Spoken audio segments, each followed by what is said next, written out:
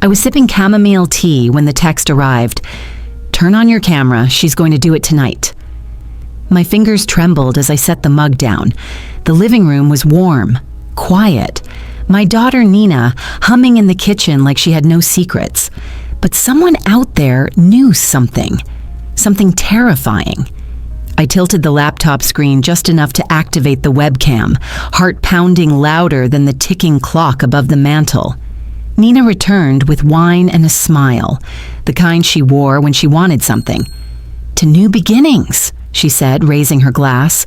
I raised mine too, hands shaking. I'd spent decades giving her everything, money, time, even my health. But now, tonight, I felt something different. Danger. She clinked her glass against mine, and I realized this wasn't dinner. It was a trap, and I'd just walked right into it. Eleanor Wills had never liked silence. After her husband passed, the house had grown too still, every ticking clock and creaking floorboard echoing the spaces he used to fill. At 67, she'd settled into routines that dulled the ache. Gardening in the mornings, puzzles in the afternoon, and herbal tea at dusk. Her days moved slow, careful, quiet. So when Nina showed up unannounced after 8 months of silence, carrying a bouquet of white tulips and a grin that didn't quite reach her eyes, Eleanor felt both joy and a tightening unease in her chest. "Hi, Mom," Nina said, stepping into the foyer like she hadn't vanished after their last bitter argument. Eleanor blinked away her surprise and opened her arms. "You came." They hugged stiffly. Nina smelled like expensive perfume and anxiety. "I missed you," she said, dropping her designer handbag near the coat rack. "I was wrong not to call sooner." Eleanor nodded, unsure if she believed her but unwilling to reject the olive branch. "Dinner's in the oven," she said, masking her emotion with practicality. "Just like you used to like it." At the table, the roast chicken steamed gently while candles flickered between them. Nina served herself with ease, filling her plate and sipping from the glass of red Eleanor had poured. Her charm was as effortless as ever, the same charm that had made teachers adore her, neighbors envy her, and men fall in love with her. But it always came at a cost. "I've been thinking a lot about us lately," Nina said between bites, "and I want to make things right." Eleanor froze. The last time Nina had said those words, it had preceded a $5,000 emergency loan that was never mentioned again. "Oh?" Eleanor kept her voice light. "What brought that on?" Nina smiled, tilting her head. "Life, I guess. I've grown up. I see now how much you've done for me. All those years. You gave up everything for me." Eleanor looked down at her plate, throat tightening. She remembered skipping meals to pay Nina's tuition, working overnight shifts when Nina was sick just to keep the lights on. She remembered loving without limits and watching Nina take and take and take. "Well, that's what mothers do," Eleanor said softly. "No, Mom, you did more than most, and I didn't appreciate it, but I do now." She reached across the table, squeezing Eleanor's hand. Her grip was warm, convincing. A part of Eleanor wanted to believe her, so badly. Then her phone buzzed in her sweater pocket. She pulled it out, thinking it might be Ruth, her oldest friend who always called at dinner by accident. But it wasn't Ruth. Unknown number. "Turn on your camera, she's gonna do it tonight." Eleanor's pulse spiked. Her eyes darted to Nina, who was still smiling, sipping wine. She stared at the message. The text had no context, no sender, and yet it felt ominously timed. "Everything okay?" Nina asked, raising an eyebrow. Eleanor tucked the phone back into her pocket, forcing a smile. "Just a spam text." But her hands were trembling. She reached behind her, pretending to adjust the laptop on the sideboard. With subtle fingers, she tapped the trackpad, turning on the built-in camera. The small green light blinked to life. Nina didn't notice. "Anyway," her daughter continued, "I've been thinking we could maybe start over. I know I haven't been around, but I want to fix that. I want to be more involved. With you. With everything." Eleanor nodded slowly, her thoughts spiraling. What did that message mean? She's going to do it tonight. Do what? The warmth from Nina's earlier words began to fade, replaced by a chill that crept down Eleanor's spine. This dinner, this visit, was it sincere or orchestrated? Still, she smiled. Still, she nodded. Still, she played the loving mother, but inside her heart was sounding alarms. As they moved to the living room for dessert, Nina offered to serve.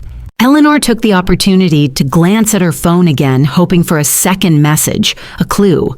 Nothing. Just that one chilling text. And now her laptop's camera sat quietly recording it all. Eleanor didn't know who had warned her. She didn't know what Nina might be planning. But one thing was certain. She wouldn't let herself be blindsided again.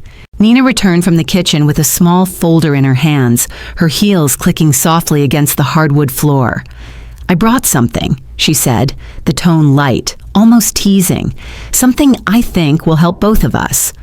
Eleanor raised an eyebrow, her fingers tightening around her teacup. "Oh?" Nina sat beside her on the couch, placing the folder gently on the coffee table like it contained nothing more than recipes or travel brochures. "I've been working with a financial advisor," she began, brushing a strand of hair behind her ear. "And we talked a lot about generational wealth, how families can pass things down without letting it all get eaten up by taxes or bad investments." Eleanor said nothing. Her heart thumped in her chest like a warning bell. Nina opened the folder and pulled out a packet of documents, all neatly clipped and tabbed. "It's just an idea," she said smoothly. "But if we put some of your assets in my name, temporarily of course, we can protect them, grow them, make sure you're taken care of no matter what happens." Eleanor stared at the papers. Her name was printed at the top in bold black ink. Legal language filled the page like a dense forest, thick and unreadable. She felt her stomach knot. "It's called a financial power of attorney," Nina added, voice sugar sweet. "Very common, totally safe. You'd still have say over everything, but I could act on your behalf in emergencies. Think of it as a safety net." Eleanor forced a chuckle, her lips curving mechanically. "And why the sudden concern, darling?" Nina leaned in, eyes wide with practiced sincerity. "Because I love you, Mom, and I'm scared. What if something happens to you and we're not prepared? I just want to help. Help." The word echoed hollow in Eleanor's mind. She glanced sideways at her laptop. The green light on the camera was still on. Recording. "Of course," she said gently. "It's a thoughtful idea. I'm just not sure I'm ready to make big decisions tonight. But I'll look it over." Nina nodded, clearly relieved that her mother hadn't outright refused. "Great. No pressure. Just keep it in mind." Eleanor took the packet with steady hands, pretending to read as Nina returned to the kitchen for dessert. She flipped slowly through the pages, her eyes scanning lines she didn't fully understand. Then she saw it, her signature. Her name, signed in the same loopy cursive she'd used since high school, appearing on the last page, dated 2 days ago. She hadn't signed anything. Her breath caught. Her throat tightened. She leaned closer. It was a near-perfect replica. The same flourish, the same tilt, but not hers. Someone had forged it. Nina. Eleanor's hand hovered over the page, her fingers trembling slightly. Then, as if on autopilot, she angled the document toward the laptop and paused, long enough for the camera to capture the signature clearly. Then she turned the page again, slowly, buying time. Nina returned with 2 plates of cheesecake, humming softly. "Still like lemon zest?" she asked cheerfully. Eleanor nodded, folding the packet closed. "Of course." They ate in silence for a few moments. Every bite was a performance. "You know," Nina said after a while, "I could even handle your medical stuff, doctors, appointments, that sort of thing, just to make life easier." Eleanor's grip tightened on her fork. "You've thought of everything." Nina beamed. "I just want what's best for you." Eleanor looked at her daughter, truly looked. The flawless skin, the sparkling eyes, the rehearsed expression of concern. A mask, a carefully crafted illusion. 8 months ago, they'd fought because Eleanor refused to give Nina another loan. And now, here she was, showing up with tulips and contracts. Nina's kindness wasn't kindness, it was currency. Eleanor smiled again, her expression serene. "I'll sleep on it." "Of course." Nina stood, gathering her things. "No rush. But if you have any questions, I've already signed everything on my end. Just need your signature." Eleanor's eyes narrowed slightly. "Already signed?" Nina froze, then recovered with a quick laugh. "Just, to be efficient." Eleanor stood too, walking her daughter to the door. "Thanks for dinner, Mom," Nina said, kissing her cheek. "Let me know tomorrow?" "I will." As the door clicked shut behind her, Eleanor exhaled for the first time in what felt like hours. She returned to the living room, sat slowly, and stared at the folder. Her own daughter had forged her signature, and she'd smiled while doing it. The next morning, Eleanor called Ruth. She didn't send a text, didn't wait until the afternoon, didn't rehearse what to say. As soon as the clock hit 8:01, she picked up the phone and dialed. Ruth answered on the third ring, her voice groggy but familiar. "Ellie, what's wrong?" "I need you to come over," Eleanor said, barely holding her voice steady. "Now." 20 minutes later, Ruth stepped into the house, wrapped in a thick wool coat and carrying a legal pad like a soldier arriving at the front lines. At 70, Ruth hadn't lost her sharpness. Retired early from a 30-year career as a forensic auditor, she had the brain of a calculator and the heart of a lioness, especially when it came to protecting her friends. "Talk," Ruth said, sitting at the kitchen table without taking off her coat. Eleanor slid the folder across the table. "She brought this last night." Ruth opened it, flipping through the pages with practiced eyes. When she reached the signature page, she frowned. "You didn't sign this?" "Not even close." Ruth leaned in, nose nearly touching the paper. "Well, this is a damn good forgery. I'll give her that." Eleanor sank into the chair across from her. "There's more. I got a message, anonymous, told me to turn on my camera, that Nina was about to do something." Ruth looked up sharply. "You record it?" Eleanor nodded. She laid it all out like it was nothing. "Wants me to sign over financial control, and she already signed on my behalf." She was smiling the whole time. Ruth's fingers drummed against the table. "Let's start with the basics. Do you have access to your mortgage account online?" "I don't have a mortgage," Eleanor replied flatly. "The house was paid off years ago.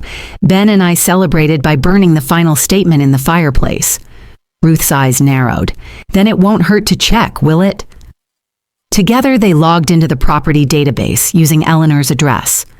Ruth tapped and scrolled, her lips pressed in a thin line. After a few moments, she froze. "What?" Eleanor asked, her voice a whisper. Ruth turned the screen. A document appeared, stamped with a county seal. A lien had been filed 6 months ago on Eleanor's home. The mortgage lender listed was unfamiliar. "There's no way," Eleanor breathed. "That can't be right. I know," Ruth said calmly, already opening another window. "Let's pull the deed." A few clicks later, the screen filled with another legal document. It showed the transfer of partial ownership from Eleanor Wills to Nina Wills. Effective date, March 2nd, 6 months ago. Eleanor stared at the monitor like it had grown teeth. She changed the ownership? But how? "Forgery," Ruth replied grimly. "And likely someone on the inside helping process it. She wouldn't have managed this alone. But the paperwork looks real enough on the surface." Eleanor's hand covered her mouth. Her stomach rolled with nausea. "She said she wanted to protect me, said she loved me, and all this time." "She was stealing from you," Ruth finished, legally, quietly. The room felt smaller, the walls pressed in. Eleanor thought of Ben, their wedding photo still on the mantel. The porch he built with his own hands, the garden Eleanor still tended because it reminded her of him. 40 years of memories, love, struggle, and hope, reduced to signatures and stamped approvals behind her back. "She took the house," Eleanor whispered. "My home." She took more than that, Ruth said. She took your trust. Silence settled between them like dust. Finally, Ruth straightened her back and tore a page from her legal pad. Here's what we're going to do. First, I'll make copies of everything. Then we pull your full credit report. Property, lien, history, anything with your name. We flag every account, freeze your credit, and report the forgery to the county. Eleanor blinked. Won't that send up red flags for her? Make her retaliate? Maybe, Ruth said. But if you wait any longer, she'll own more than your house. Eleanor exhaled shakily, her hands clenched into fists. I don't understand how she became this person. You loved her, Ruth said gently. That's how. You gave her the space to become whatever she wanted, and she chose this. The ache in Eleanor's chest deepened, not from betrayal alone, but from the realization that Ruth was right. She'd always tried to see the best in Nina, always hoped she'd outgrow the selfishness, the manipulation, always defended her when Ben raised concerns. Now Ben was gone, and the daughter they'd built everything for was erasing it piece by piece. Do you still have the video? Ruth asked. Yes. Good. Don't delete it. It might be the only evidence we get that's not been papered over by someone she's paid off. Ruth packed up her notes, scanned the folder again, and stood. I'm calling a lawyer tomorrow, Eleanor said, her voice steadier than she expected.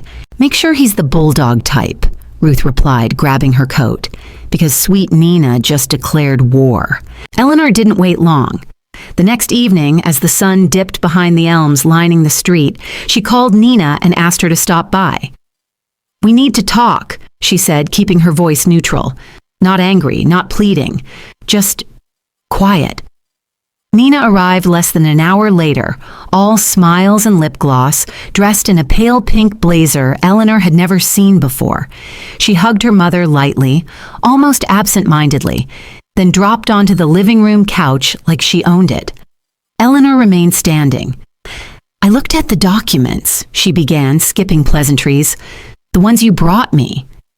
Nina blinked, then nodded. Good, so, have you made a decision? I have, Eleanor said, but first I need to ask you something. Nina tilted her head, her smile still in place. Sure. Did you take out a mortgage on this house? There was the briefest pause, a microsecond where the air shifted, but then Nina laughed, sharp and amused. You found that already? Damn, Ruth works fast. Eleanor's mouth went dry. You knew she'd look. Oh, Mom, Nina said, sitting up straighter. You think I didn't plan for that? Of course she'd check. She's always been nosy. Eleanor's hands trembled. You forged my signature, changed the ownership. This house, Nina interrupted, was always going to be mine.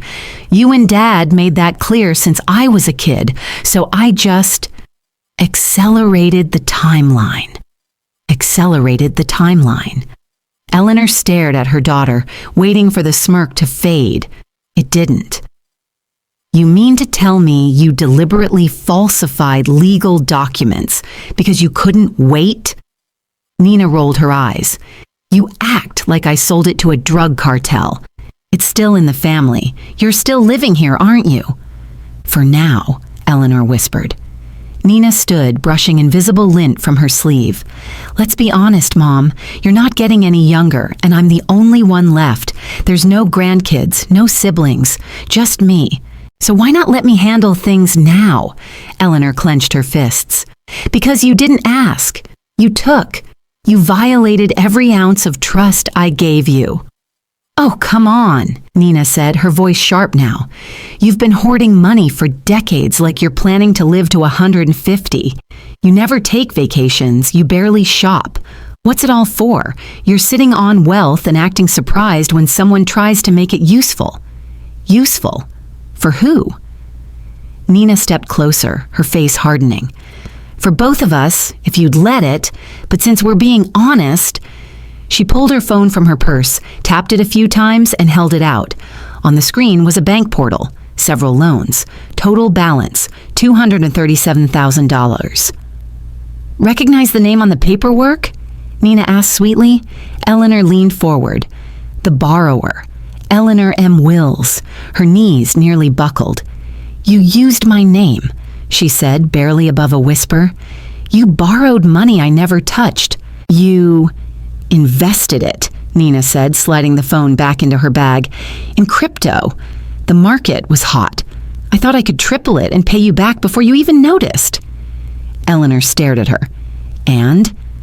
Nina looked away for the first time, and the market crashed. Silence fell like a hammer. "You lost over $200,000, Eleanor said slowly, "and your solution was to steal my house, forge my signature, and trap me into giving you more." "I didn't trap you," Nina snapped. "I gave you a choice. Sign willingly or not. You're the one making this complicated." The sheer audacity of it left Eleanor breathless. Nina stood there, her daughter, her only child, looking down at her like she was the irrational one, the hysterical one, the unreasonable barrier to progress. "I gave up everything for you," Eleanor said, tears pooling at the corners of her eyes. "Every sacrifice I made, every sleepless night, every overtime shift was for you. I didn't ask for that," Nina replied coldly. "You chose that life. You chose to be the martyr. Don't dump the guilt on me now." Eleanor took a shaky breath, backing toward the mantel as if needing something solid to hold on to. "You're not the person I raised." "I'm exactly who you raised," Nina said.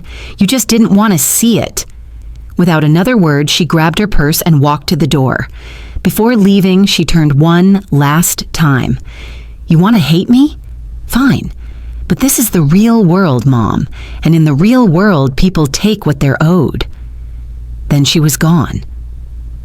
Eleanor stood in the quiet, staring at the space where Nina had been.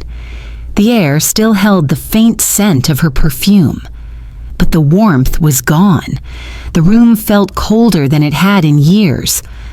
Upstairs, the bedroom light flickered, or maybe it was Eleanor's vision. Eleanor didn't sleep that night.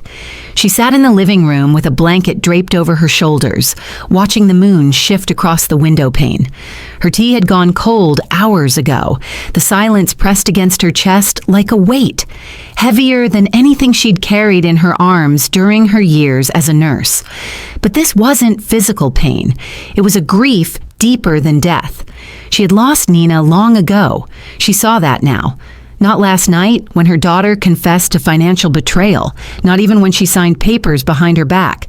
No, she had lost her somewhere between the school talent shows and the college acceptance letters. Somewhere in the gap between love freely given and love freely exploited. Eleanor wrapped the blanket tighter, shutting her eyes as images rose unbidden. Nina, at age 5, curled in her lap during thunderstorms. Nina at 10, crying over a scraped knee, asking if she'd be okay. Nina at 17, screaming that she hated her when Eleanor refused to co-sign for a luxury car. But most of all, she remembered the hunger. There had been a winter, years ago, when Ben was laid off and they barely scraped by. Eleanor worked doubles at the hospital, skipped meals so Nina could have lunch money. She sold her engagement ring to keep the heat on, and through it all, she never complained, because Nina smiled when she opened her Christmas gifts, because that was enough. Now she wondered if it had been a mistake to make those sacrifices invisible. The front door creaked open, breaking the spiral. Eleanor looked up to see Ruth entering without knocking. She never knocked when Eleanor was hurting. "I brought coffee," Ruth said softly, holding up a thermos. Eleanor tried to smile but failed. "I don't know who she is anymore." Ruth sat beside her and placed a manila envelope on the table. "Then you need to see this." Eleanor stared at the envelope. She didn't reach for it. "What is it?" "Another document," Ruth said. "Filed quietly last week. I pulled it from the health department records." Eleanor hesitated, then finally opened the envelope.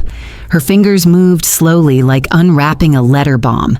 At the top, bold letters read, "Healthcare Proxy Agreement." Below that, her name, Eleanor M. Wills, and then designated agent, Nina Wills. Eleanor blinked. She filed for medical power of attorney? Ruth nodded grimly. She's trying to take full control. Your finances, your house, and now your health. Eleanor shook her head in disbelief, but she said nothing. Nothing about this. She didn't need to, Ruth replied. She forged your signature again. The form says you're exhibiting early signs of cognitive decline and that you requested help to avoid becoming a burden. Eleanor felt the blood drain from her face. Her fingers gripped the edge of the couch. She's trying to put me away. That's what this kind of filing is usually used for, especially if paired with a medical note. If she gets one doctor to sign off, just one, you could be committed to a facility, permanently. I'm not senile, Eleanor snapped, her voice louder than she intended. I know you're not, Ruth said calmly, but the paperwork doesn't care. Eleanor stood up and paced, her limbs suddenly heavy. The house spun a little. She wants me out of the way, not just legally, but physically, so she can finish the job. She's accelerating everything, Ruth added, probably because she knows you're on to her now. The room darkened around Eleanor, the corners of her vision tightening like a noose. She gripped the mantle to steady herself. This wasn't just betrayal anymore, this was erasure. If Nina succeeded, Eleanor wouldn't just lose her home or money. She'd lose her voice, her freedom, herself. And worst of all, no one would question it. People would look at her silver hair, her lined face, and they'd nod. Of course the daughter's taking over. That's what responsible families do. She's going to erase me, Eleanor whispered. Not if we stop her first, Ruth said, standing. This changes the game. We need to act now. No more waiting. Eleanor turned slowly. Her eyes no longer held fear. They held fury. She used my love to destroy me, she said. Now I'll use the truth to destroy her lies.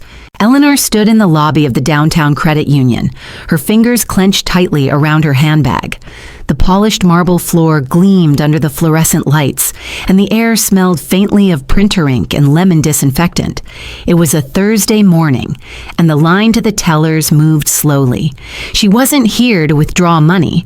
She already knew there wouldn't be much to take out, but she had to see it with her own eyes. When her name was finally called, a young man in a navy blue vest greeted her with a polite smile. Good morning, Mrs. Wills. How can I help you today? I'd like to review my accounts, in person, with printouts. He nodded and gestured for her to sit at one of the customer service desks. Within moments, he was pulling up her file on the computer. Eleanor's heart pounded in her ears as he tapped the keyboard. Are you looking for a specific transaction? All of them, she said tightly, for the last 6 months. He printed a stack of papers and slid them across the desk. Eleanor flipped through the pages quickly, her eyes scanning each line. As she feared, her checking account was nearly empty, just over $400 remaining. Her savings? Less than $2,000. She froze when she reached the final page, a withdrawal of $30,000, processed yesterday, initiated, online banking, transferred to external account, N. Wills Holdings, LLC. The world narrowed into that single line. Nina had done it. Again. Eleanor had always kept a rainy day fund, a nest egg she hadn't touched in over a decade. She thought it was secure, hidden behind passwords and two-factor authentication. But Nina had found a way. Maybe years ago, maybe just recently. But she'd taken it all the same. $30,000, gone in one click. And yesterday, right after their confrontation, she'd smiled, hugged her, said, "We'll talk soon," and then emptied her mother's account. Eleanor's hands clenched the papers so tightly the corners curled. Her breath came in shallow waves. "Is something wrong?" the young banker asked cautiously. She looked at him, her voice steady despite the fire roaring in her chest. "I need to freeze all accounts immediately. No more transfers, no more access, nothing without me in person." He nodded quickly.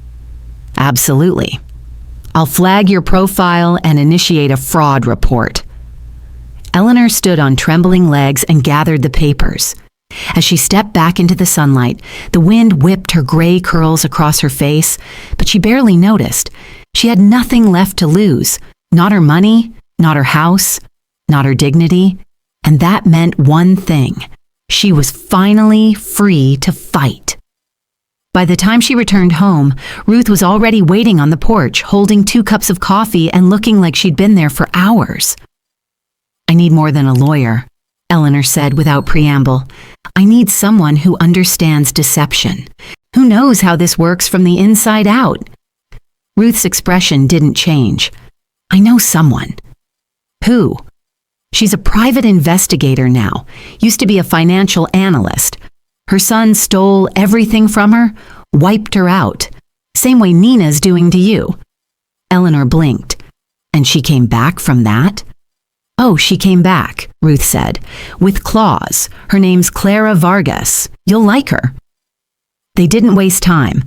That afternoon, Ruth drove them to a small office above a tailor shop in Brooklyn. A worn gold plaque on the door read, "Clara Vargas, Investigations and Asset Recovery." Inside, a woman in her late 50s with jet black hair and piercing brown eyes looked up from a cluttered desk. She wore a navy blazer, boots, and an expression that said she didn't care for small talk. "Ruth," Clara said, standing to shake her hand. Then she turned to Eleanor. "You must be the mother." Eleanor nodded. Clara gestured to 2 chairs. "Sit. Tell me everything." For the next hour, Eleanor laid it all out. The fake signatures, the forged deed, the medical proxy, the missing money. Clara listened in silence, taking notes with the intensity of someone who had lived this story before.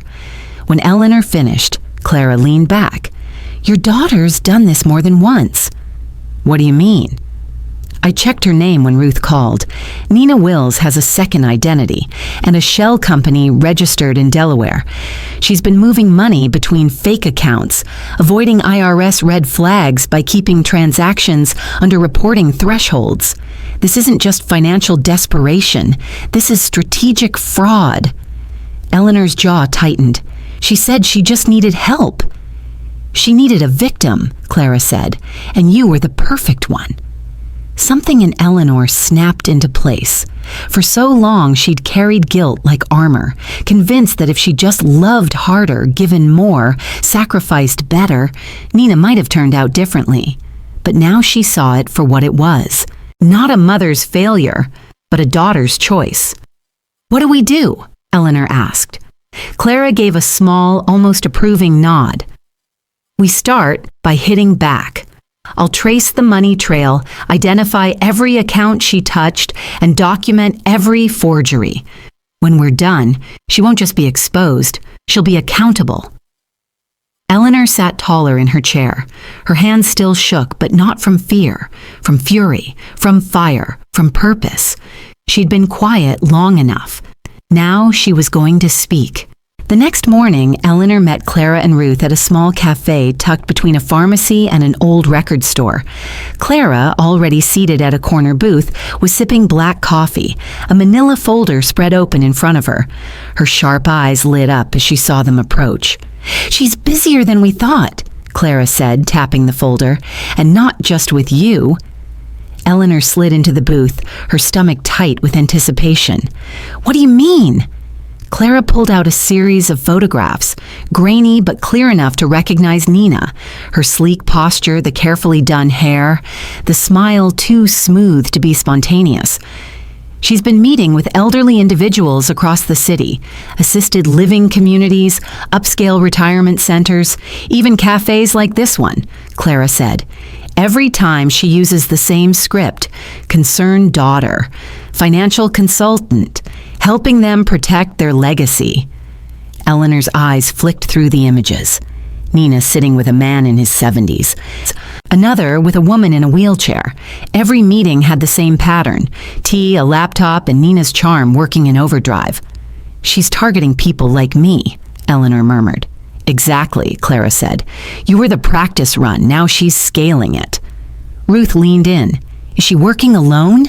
Clara shook her head. "Doubt it." The LLC she used to transfer your money, N. Wills Holdings.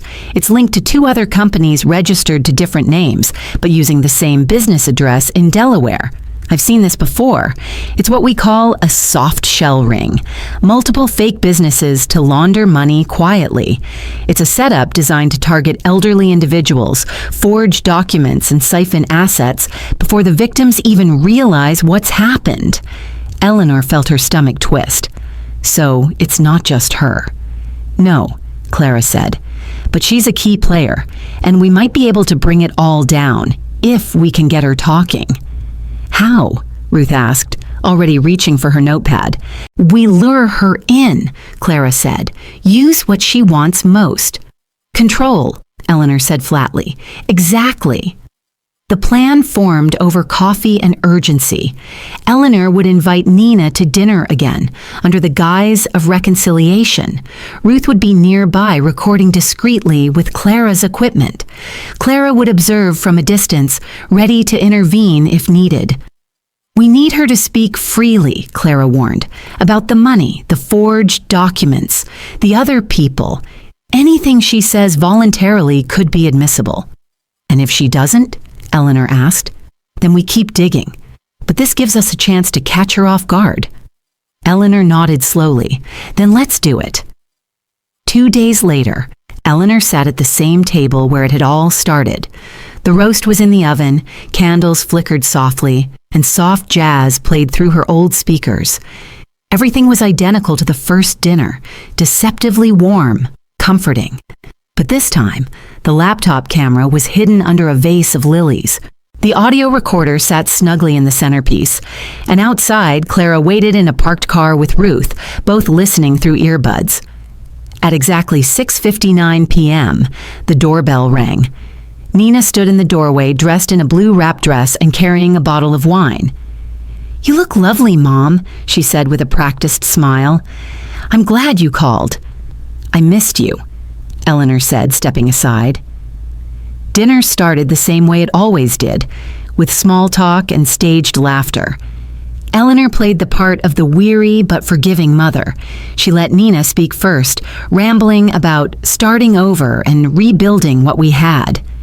Eleanor nodded, offering soft encouragement. Then, as the plates cleared, she brought out the envelope. "I've been thinking about your offer," Eleanor said. Nina's eyes gleamed. "Really? I want to understand what you've been doing, not just with me, but with your clients."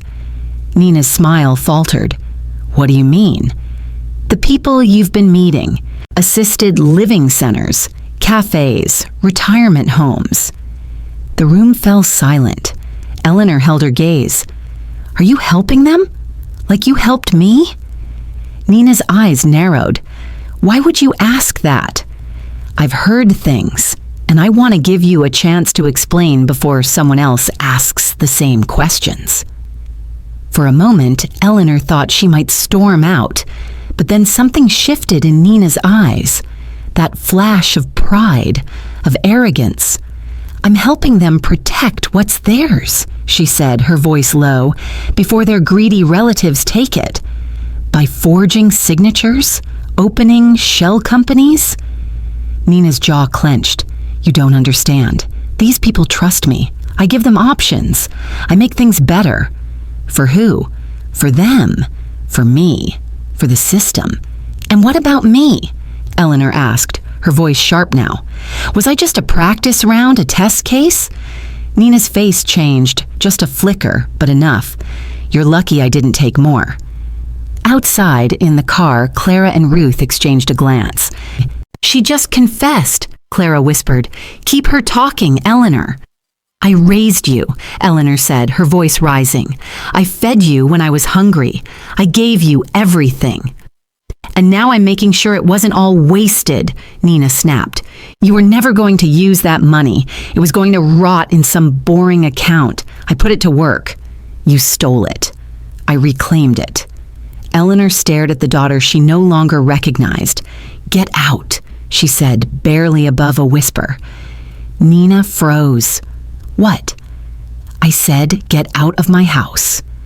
Nina's face twisted, rage blooming behind her eyes. "You'll regret this." "No," Eleanor said. "I already regret not seeing through you sooner." Nina stormed out, slamming the door so hard the lilies toppled over. Inside the car, Clara pressed stop on the recorder. "We got her," she said. Eleanor stood alone in her quiet house, heart racing, soul torn, but for the first time, no longer afraid. The call came at 8:17 p.m., just as Eleanor was settling into her armchair with a mug of chamomile tea. The phone screen lit up with Nina's name.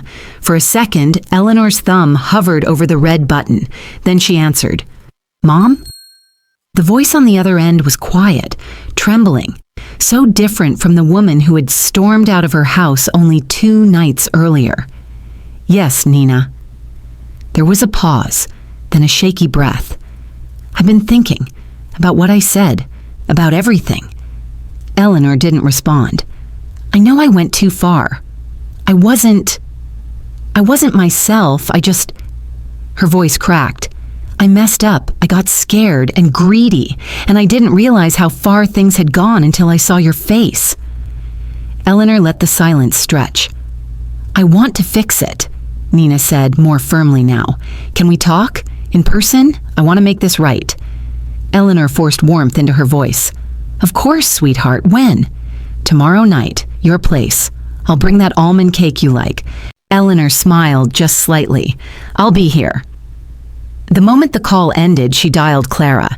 "She took the bait," Eleanor said. "I'll be ready," Clara replied. "Let's make this the last time she ever lies her way out of trouble."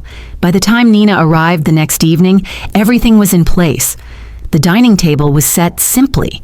Just tea and cake on Eleanor's favorite china. The living room was warmly lit, casting soft shadows across the walls. But hidden among the familiar comforts were Clara's tools. A high-definition camera embedded inside the wall clock, an audio recorder beneath the table, and a backup mic pinned discreetly to Eleanor's collar. Ruth sat in the den, monitoring the live feed through her tablet. Clara, ever the phantom, waited across the street in a parked car, eyes on the window, headset in place. At 7 p.m. sharp, Nina knocked. Eleanor opened the door with a soft smile. "Come in." Nina entered slowly, her eyes darting around the room as if searching for ghosts. She wore no makeup this time. Her hair was pulled back into a ponytail, her expression subdued. "I brought the cake," she said, lifting the small box. Eleanor nodded and led her to the table. They sat. For a few moments, neither spoke. The clink of teacups and the rustle of napkins filled the room like background static. Then Nina began.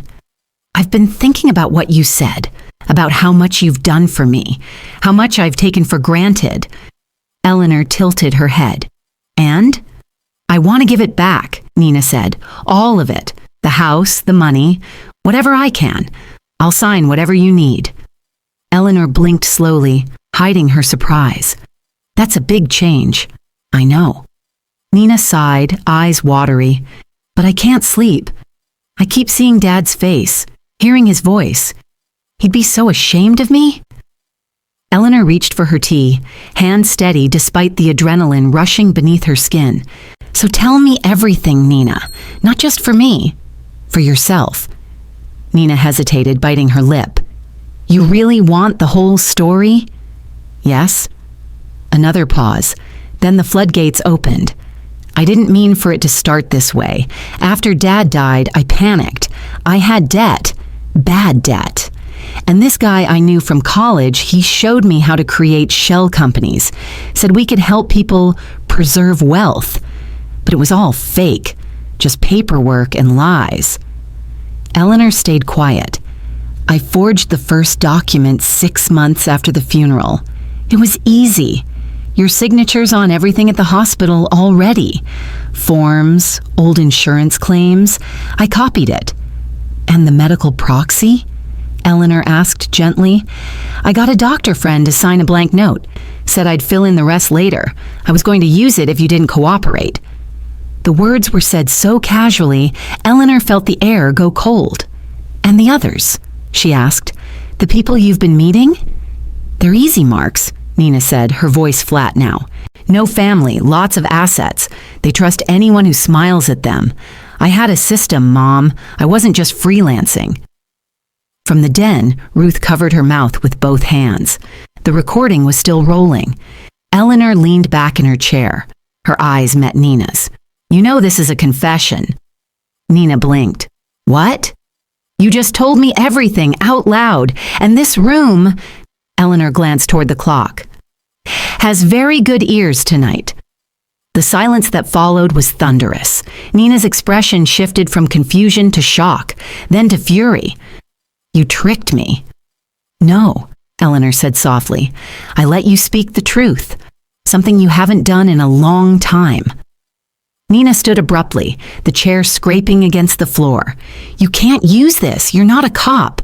But Clara is a licensed investigator, and you signed enough documents to bury yourself in court. The front door opened.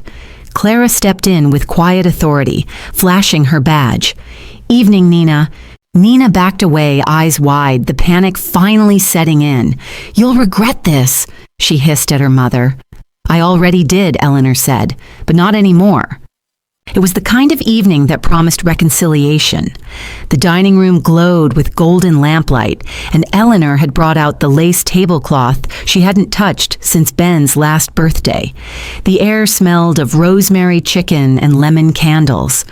The wine glasses sparkled. On the sideboard, Nina's favorite classical playlist floated gently through a Bluetooth speaker, a soft cello rising and falling like breath. And in Eleanor's chest, her heart pounded with quiet, focused thunder. At precisely 6:58 p.m., the doorbell rang. Eleanor smoothed her blouse, took a deep breath, and opened the door. There stood Nina, radiant, charming, every inch the perfect daughter.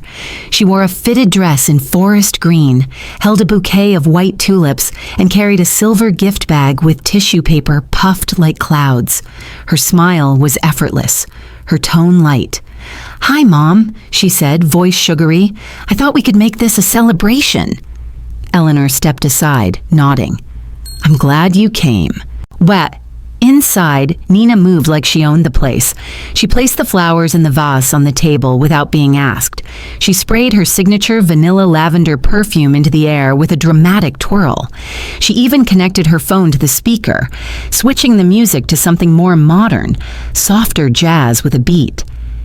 I brought your favorite Chardonnay, she announced, placing the bottle down with flair. And something special. She opened the gift bag and pulled out a framed photo of her and Eleanor from 10 years ago, both laughing in the sun, arms wrapped around each other. Back when trust wasn't a currency, back when love hadn't been weaponized. Eleanor forced a smile. That's lovely, sweetheart. They sat, they ate. Nina complimented every bite, reminisced about childhood memories, and asked questions about Eleanor's garden, her neighbors, her knitting.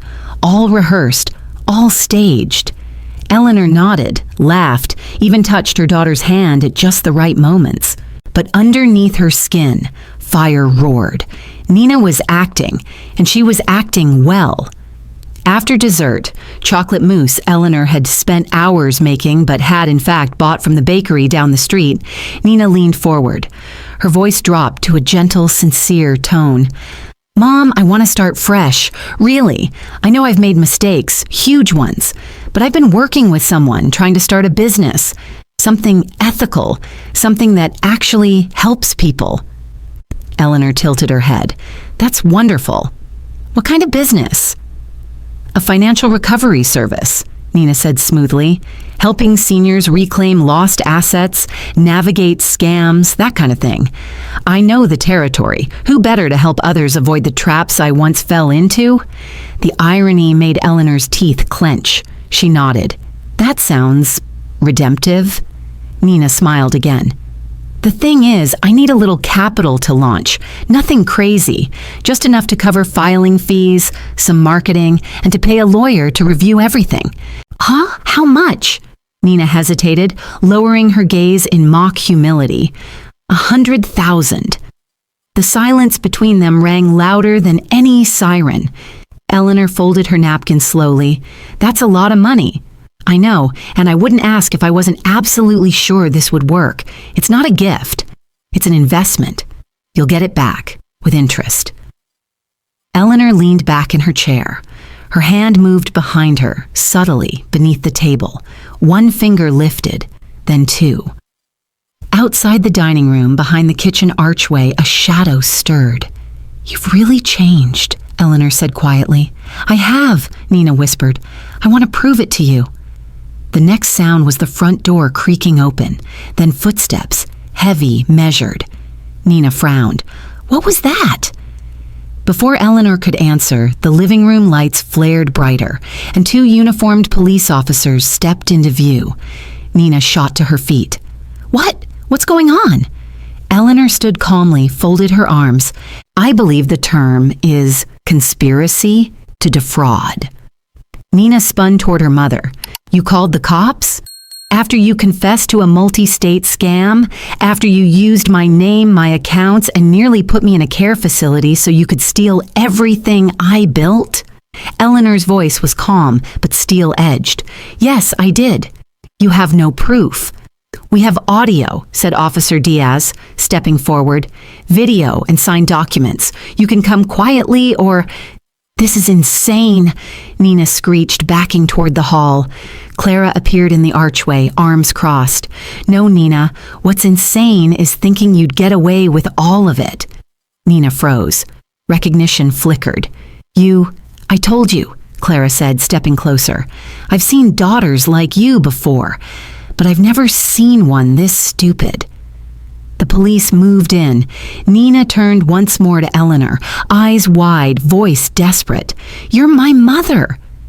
And you were my daughter, Eleanor replied, eyes glistening. But now you're a stranger with a mask, and that mask just shattered.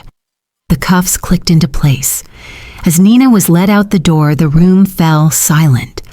Eleanor remained standing, alone among candles and china. But this time, she wasn't broken. She was free.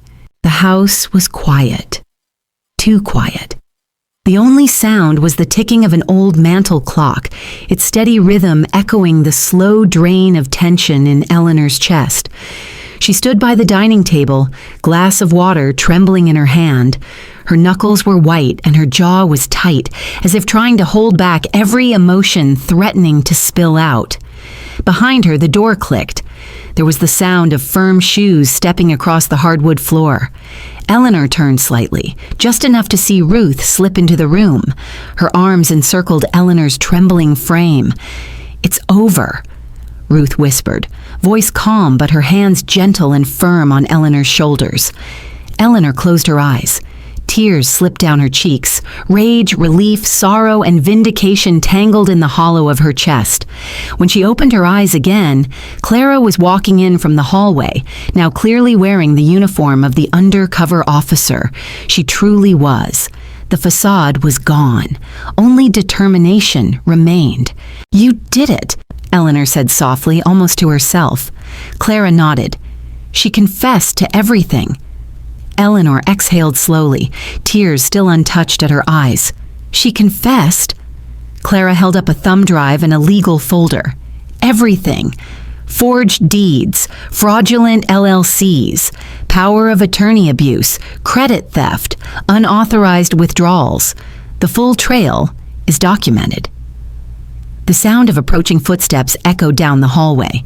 Before long, officers entered. Backup alert and ready, they moved in with careful precision. One officer approached Nina, who stood by the entrance hallway, her face pale, eyes wide and darting. Ma'am, you're under arrest for multiple counts of financial fraud, forgery, elder exploitation, and identity theft, the officer said, voice low and firm. Nina's eyes flickered towards her mother, panic evident.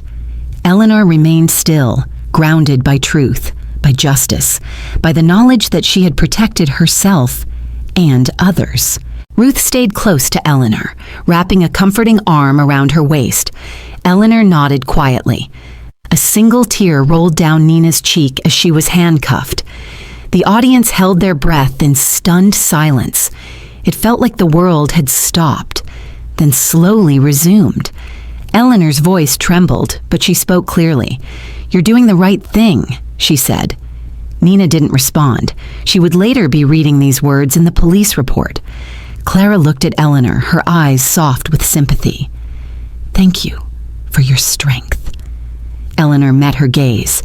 "Thank you for seeing what I couldn't, who I couldn't." Behind them, officers guided Nina out of the house. The door closed with a thud that echoed like the closing of a chapter. Silence filled the room again, this time peaceful. Eleanor sank into her chair, and Ruth sat beside her, offering the warmth of friendship. Tears fell freely now as they held each other. Clara cleared her throat gently. "I have to be honest," she said. I'm not just a private investigator. I'm also an officer of the law, undercover.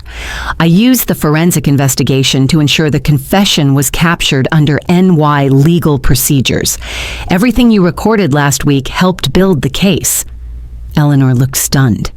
"A police officer? All this time?" Clara nodded. "Yes, my badge is active. I protected you because I've seen this happen before, to other families. I've worked cases like this." A sense of release washed through Eleanor. The knowledge that her fight had roots in something greater than herself, justice system in motion, was oddly comforting. Clara continued, "The evidence is solid. We have video, audio, signed documents, financial tracks, and eyewitness testimony from you, Eleanor. The prosecution is ready to move forward. Nina can't deny it." Eleanor's tears slowed. She looked at the framed photo on the table, the old one Nina had brought earlier. She picked it up gently. It was almost impossible to recognize the smiling pair in that picture anymore.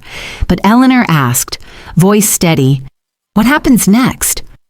"You'll testify if they go to trial," Clara replied, "but the DA may offer a plea with restitution.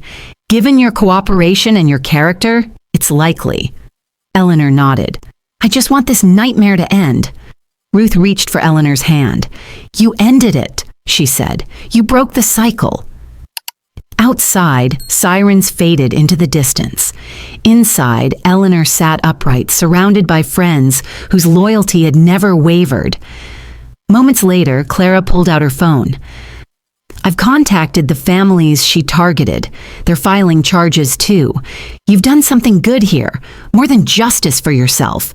You've helped others." Eleanor managed a faint smile, vision blurring with uncertainty and hope. They held each other, Ruth, Clara, and Eleanor, in quiet solidarity. The house no longer felt like the site of betrayal. It felt reclaimed. And in Eleanor's heart, a new chapter began, one forged not by deceit or manipulation, but by truth, courage, and unyielding love. The courtroom was hushed. Everything about it felt too grand, too sterile. The high ceilings, the polished wood, the faint scent of old paper and colder justice. But Eleanor stood tall at the witness stand, one hand on the wooden rail, the other clutching her prepared statement like a lifeline. Across the aisle, Nina sat at the defendant's table. Her green prison-issued jumpsuit was a far cry from the tailored dresses she once wore. Her expression was blank, lips set in a hard line. But it wasn't remorse Eleanor saw in her daughter's eyes. It was resentment, a slow-burning fury that simmered just beneath the surface. The bailiff called for order. Judge Harmon, a woman with iron gray hair and a face carved by decades of seeing humanity's worst, leaned forward slightly. "Ms. Eleanor Wills, you may begin your statement." Eleanor cleared her throat, the paper in her hands trembling just slightly. "I stand before you today not as a mother," she began, her voice soft but gaining strength, "but as a survivor." A soft murmur rippled through the courtroom. "I raised a child with every ounce of love I had. I gave up meals so she could eat, sold my wedding ring so she could go to school. I worked double shifts, missed holidays, and poured every drop of myself into ensuring she had a future." Nina's gaze didn't flicker, not once. And yet she used that trust, the love I freely gave, as a weapon. Eleanor's voice quivered, but she didn't stop. She forged my name. She stole from me. She tried to put me away in a care facility just to finish what she started. She didn't just rob me of money. She tried to erase my life. Clara and Ruth sat behind her, motionless, listening. I am here today, Eleanor continued, not because I want revenge, but because silence is how people like her continue to hurt others. And I won't be silent anymore. The courtroom was stone still. Even the judge didn't blink. Eleanor paused, then looked directly at Nina. For years, I clung to the belief that the little girl I raised was still inside you, but she's not, and I can't afford to search for her anymore. Her voice grew firmer. I am not your mother. Nina flinched, just barely. I am not a victim. Now Eleanor's voice rang clear across the courtroom. I am a survivor, and I am reclaiming my life, starting today. The words hung in the air like thunder after lightning. Silence. Then a single exhale from somewhere in the back row. A stifled sob. Judge Harmon nodded slowly. Thank you, Ms. Wills. You may be seated. As Eleanor returned to her chair, Ruth squeezed her hand. Then something unexpected happened. Nina stood up, without prompting. I want to represent myself, she announced, voice cold and flat. Gasps echoed. Even the prosecutor blinked. You're declining legal counsel? Judge Harmon asked, incredulous. Nina straightened her shoulders. I don't need a lawyer. I didn't do anything wrong. Eleanor felt a chill run through her spine. Nina continued, turning toward the jury with calculated defiance. I only did what any smart daughter would do. My mother was wasting her assets. I was protecting what's mine. That's not theft. That's foresight. The prosecutor stood abruptly. Your Honor. Let her speak, Judge Harmon said, eyes hard. I didn't hurt her, Nina went on. I took what I deserved. If she wasn't so fragile, none of this would have happened. There was no remorse in her voice, only ego. And that, more than anything, was what broke the last thread inside Eleanor's heart. The courtroom watched in stunned disbelief. When the prosecution presented its evidence, videos, audio recordings, forged documents, Nina sat calmly, arms crossed. She never looked at Eleanor again. But Eleanor didn't need her to. Because when the verdict came, guilty on all counts, the weight didn't crush Eleanor, it lifted. She stepped out of the courtroom with Ruth beside her, the air outside crisp, the sky just starting to pinken with dawn. And for the first time in a long time, she felt free. A gentle sea breeze drifted through the open windows of Eleanor's small coastal apartment, far removed from the grandeur of her former home. Sunlight glinted off the water like scattered diamonds, and the distant call of gulls punctuated a day filled with promise. Eleanor had found peace here, among the soft crash of waves and the scent of salt air. The apartment was modest, plastered walls painted in calming shades of blue, potted succulents on the windowsill, and a single bookshelf laden with family photographs, journals, and an old worn-out cookbook. It was all she needed. Several mornings a week, she opened the living room turned classroom, where she taught survival skills for older women, basic first aid, self-defense, emergency communication, even mindfulness exercises to steady a trembling heart.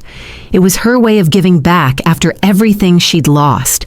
Clara and Ruth would often drop by in the late afternoon. Today was one of those days. The three of them walked along the shore, sand cool under their feet, sky painted with soft oranges and purples. I couldn't stop thinking about what you said in court, Ruth remarked, her eyes on the horizon, about not being a victim anymore. Eleanor paused, gathering a handful of shells. I won't let myself be invisible ever again, she replied. Clara smiled, glancing at her. You know, most people don't realize how many times they quietly saved someone else's life. What do you mean? Eleanor asked. Clara pointed to a group of older women strolling ahead of them. See them? Many of those women back in the city. You helped them before, even unintentionally. They trusted you to stay strong. You showed up, you listened, you didn't vanish under crisis. Eleanor exhaled softly. People like us, Ruth said.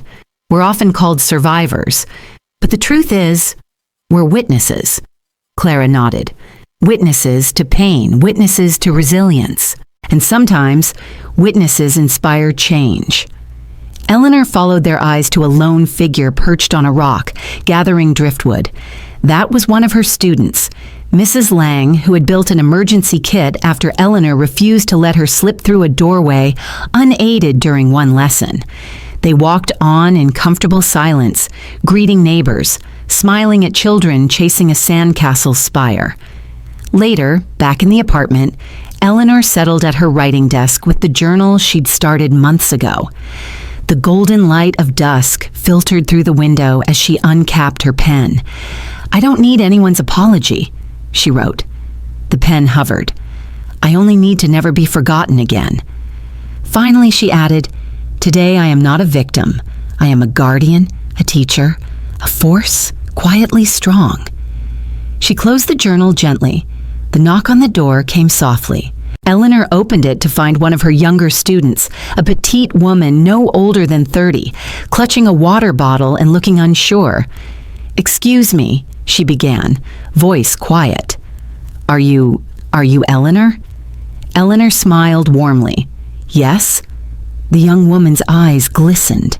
"You taught my grandmother. She said you helped her stand up when she thought she'd fall, said you reminded her she wasn't alone." Eleanor's chest tightened. The student took a breath. "She told me," she said, "you know, the woman who taught me isn't a victim. She's a living witness. Is that true?" Eleanor felt tears rise again. She knelt to meet the student's eyes, warmth in her voice. "No," she said softly, "I am not a victim. I am a living witness." The girl's face broke into a gentle smile. "Then I want to learn from a witness." Later, Eleanor returned to her chair by the window, journal in hand, twilight stretching across the water. Clara and Ruth joined her, making tea in the kitchenette. They sipped quietly as the sky deepened to indigo, dotted with thoughtful stars. In the distance, a lone fishing boat bobbed gently, lantern casting light on the ripples. Eleanor looked at the two women who've helped her reclaim her life. "You know," she said softly, "I used to think peace meant forgetting everything that happened." Ruth placed a comforting hand on hers. "Most people do." "But now I know," Eleanor continued, "peace comes from remembering clearly and choosing what we carry forward." Clara nodded. "And from being seen." The three sat beneath the soft glow of dusk, and as night settled in, Eleanor opened her journal again and wrote, "I don't need apology. I don't need to be saved. I only need to stand and be seen." She closed it, breath deep and steady, and watched the stars bloom over the sea.